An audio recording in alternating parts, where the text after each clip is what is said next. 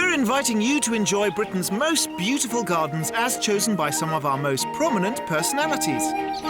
Whether they're writers, politicians or broadcasters, these luminaries are also some of the nation's greatest garden lovers. But who is unlocking the key to their favourite garden today?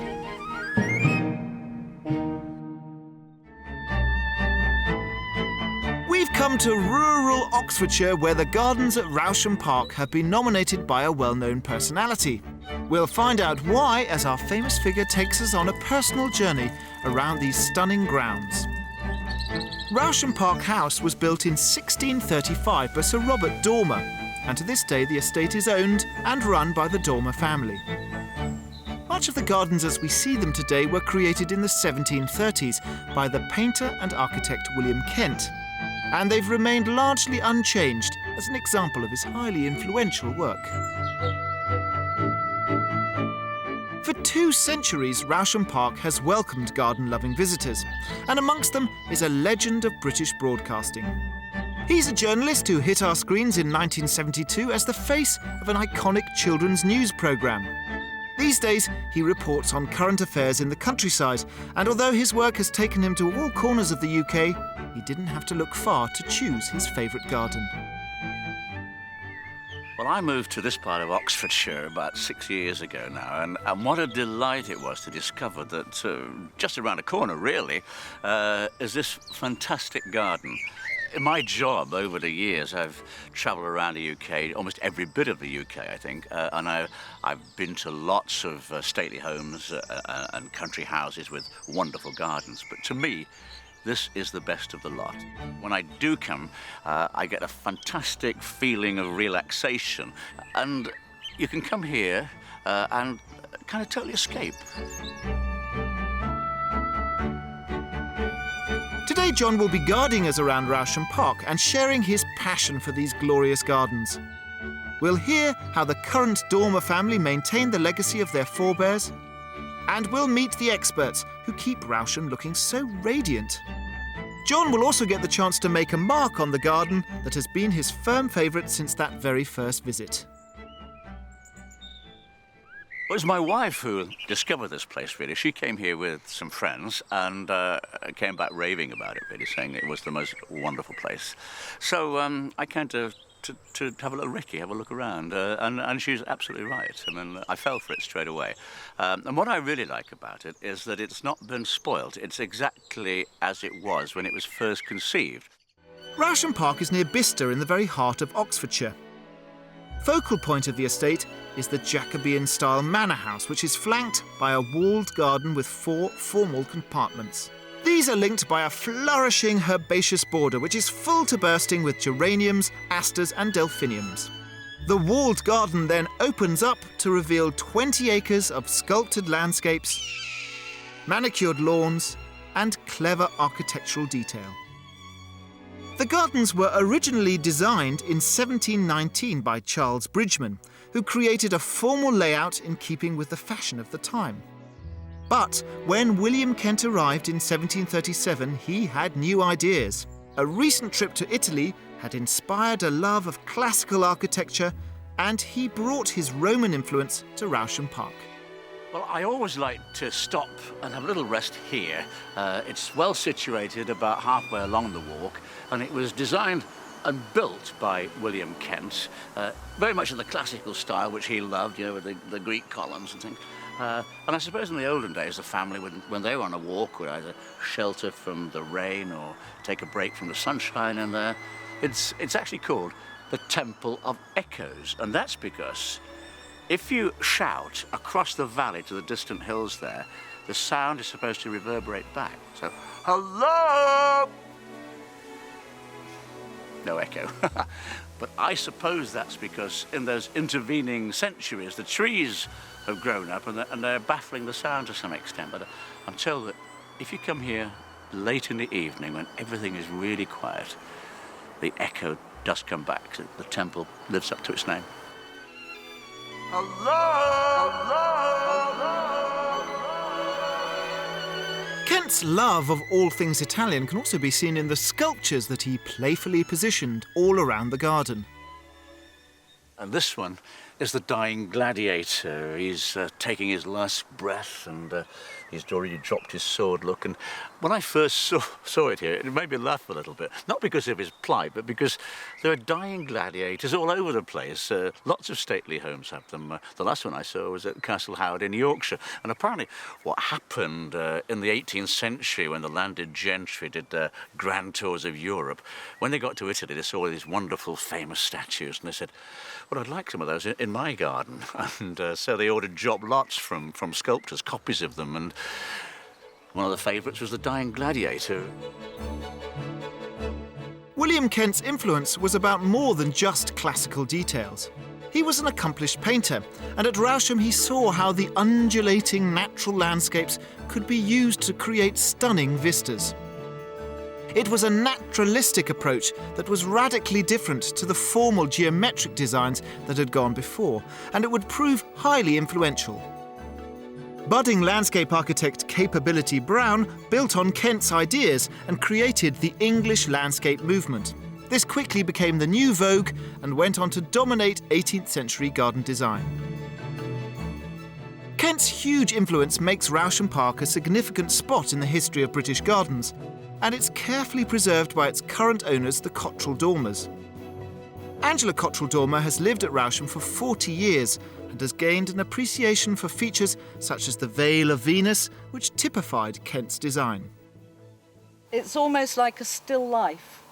Dark yews and the larches, and very dramatic.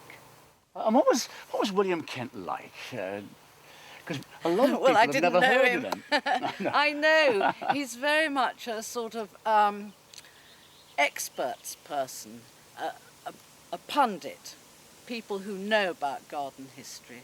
He's never had the recognition that Capability Brown's had, but of course he's more important in a way, because by decorating the landscape, he introduced it into the garden, so the two became interchangeable. And what was his idea, do you think, when he designed the place? What did he want to create? A series of still lives, excitement round every corner. Always something different to look at. The garden's quite small scale, but he's made it so interesting.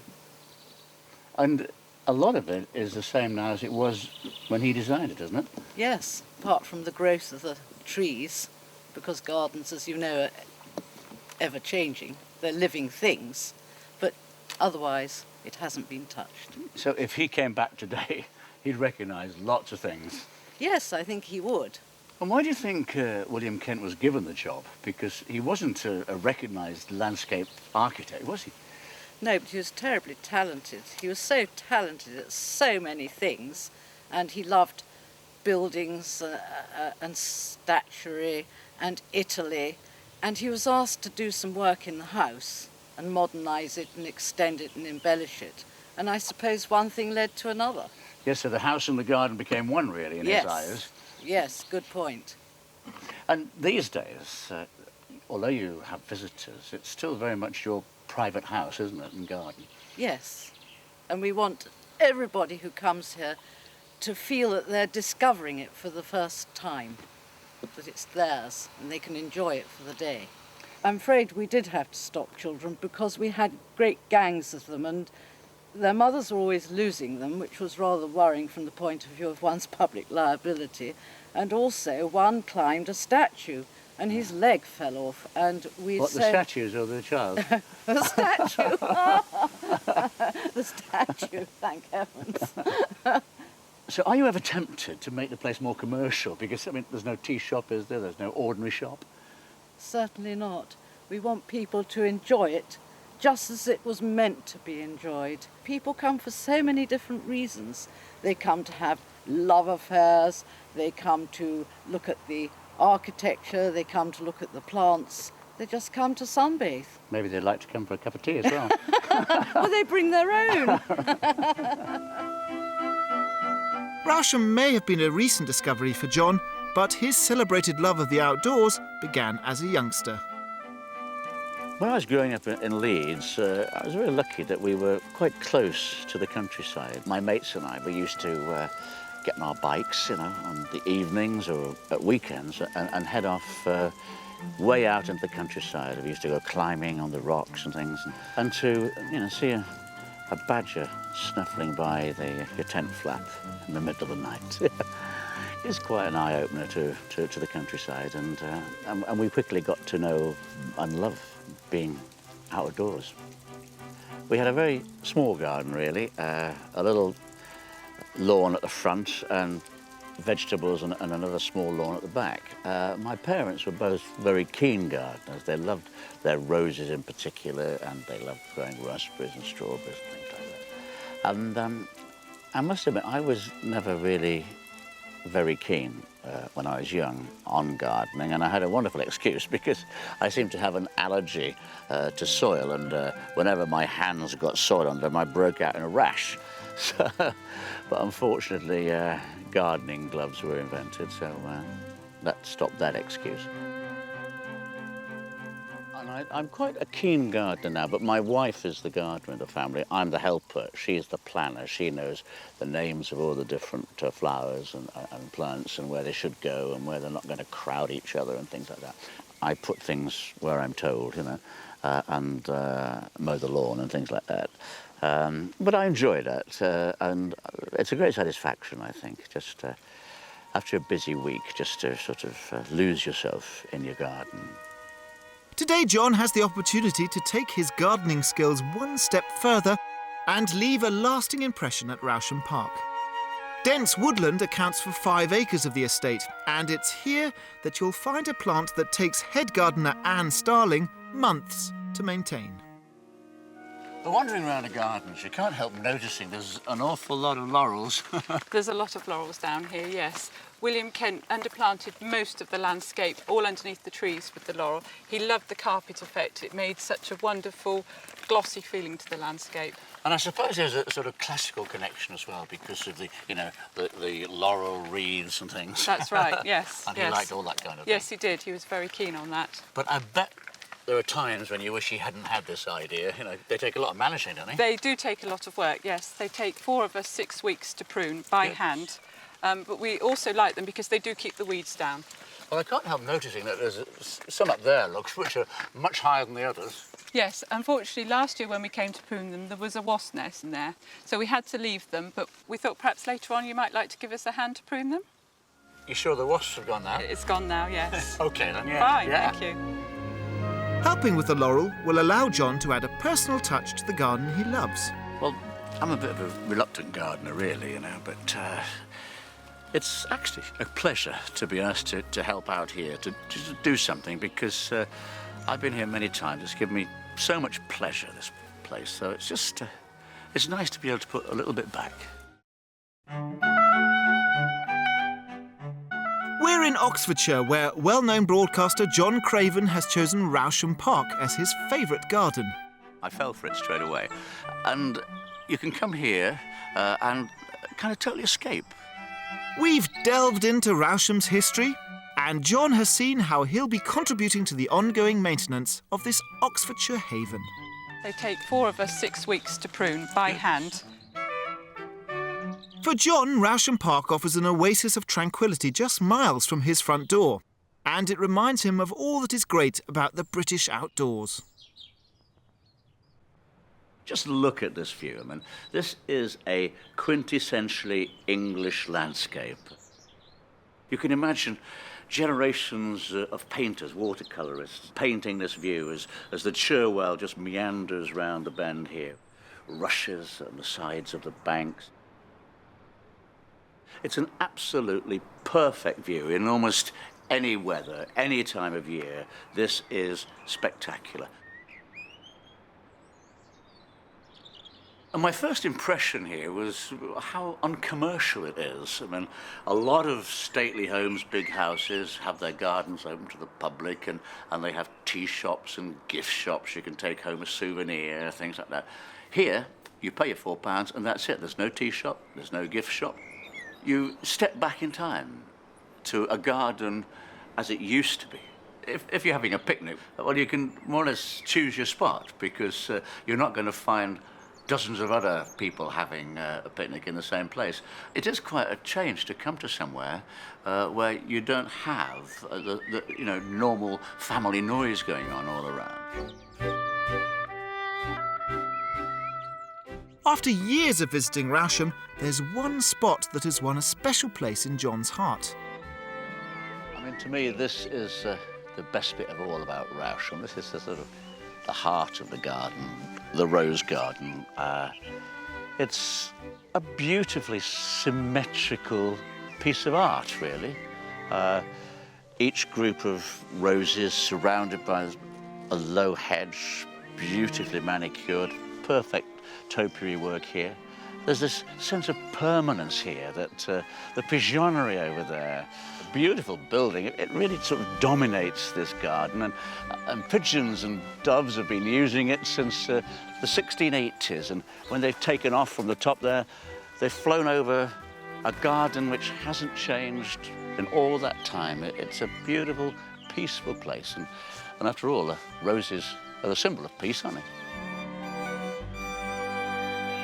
My parents would have really loved this place because they adored roses, and unfortunately they died before I actually discovered Rousham. It's a matter of regret to me that I was never able to show them this garden. The roses are one of Rousham's best-loved features, and gardener Anne works tirelessly to keep them in tip-top condition. Even though roses are quite a high-maintenance plant, because the gardens are open to the public and the public love to see the roses, we feel that we ought to keep them going here. Roses are very easy to grow. They really don't mind what they have with them. They don't like a lot of competition around their roots, so they're quite happy if they can be open and free, but most things will grow with roses. When we've planted the roses into the bed, we give them a rose fertiliser on the top, and then we add cow manure, which we've got on the estate, and we put that round the roses to feed them throughout the summer, and also helps to keep the moisture into the ground. We deadhead the roses every day to maintain healthy looking roses and also encourage new growth throughout the summer.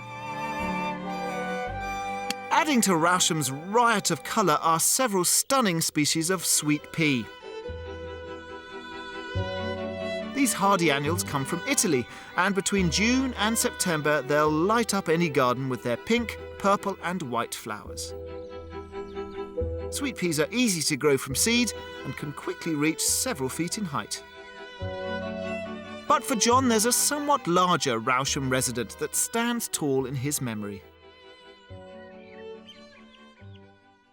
Well, this is one of the giant redwood trees on the estate, and the last time I was here, don't ask me why, I decided to knock on the wood. And it sounds really hollow, doesn't it? I'm assured it's not hollow. It's this kind of spongy quality of the bark that makes it sound as though it is. When I look at this tree, it reminds me of a time in California. I went to a forest of redwood trees. Here there's a handful of them, but there were hundreds and hundreds of them, and some of them were 3 or 4 times as thick as this one. It was quite a spooky experience, being in a forest of giant trees. There were no small trees anyway. They were all enormous redwoods, and everywhere you went, it was like being in the pitch black, because the canopy was so dense above that light just couldn't get through. And there were these enormous, thick stalks coming down from the darkness. It was quite spooky. I'm not really a tree hugger, but I think, when you actually get so close to an enormous piece of nature like this, it really does make you feel quite humble. And to actually feel it and touch it and knock it, somehow makes you feel a little bit more part of nature, I think.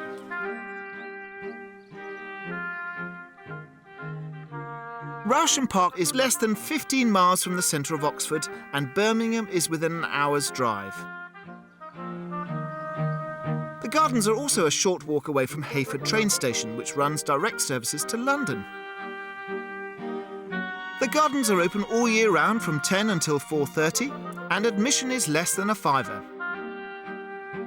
But children under 15 and dogs are not permitted.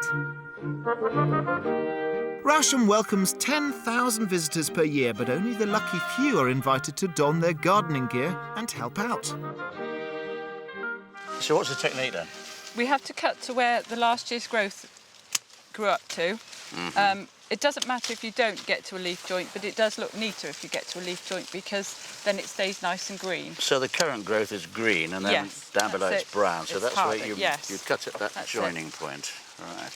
They grow quite a lot, don't they, In a year, or so? yes, they do, yes. This is quite dark here under the trees, but in some places it probably will get 3 feet tall. I mean, why can't you get a machine to do it? Because if you cut through a live leaf, it will go brown and it will die off and it will look terrible. So all the laurels will look brown for a whole year. And how many of these laurel plants were actually put in by William Kent, do you reckon? Most of the underplanting is still at the original laurels from Kent. Oh, so they live a long, long time, They do live a laurels, long then? time, Yeah. yes. Do laurels need a lot of water, or do they manage Laurels to... are very happy when it's quite dry. They don't mind at all. Well, that's good. I suppose that's because of the Mediterranean connections and things. Yes. Well, we're doing quite well here, aren't we? It's been a great help. Well, thank you very much. It's been quite an experience. John has travelled the length and breadth of the UK and has seen the very best of Britain's countryside. But when it comes to choosing his #1 beauty spot, he's had to look no further than his own doorstep. It's got quite a place now in my affections. There are lots of places in the British countryside that I love to visit again and again. But this is my favourite garden.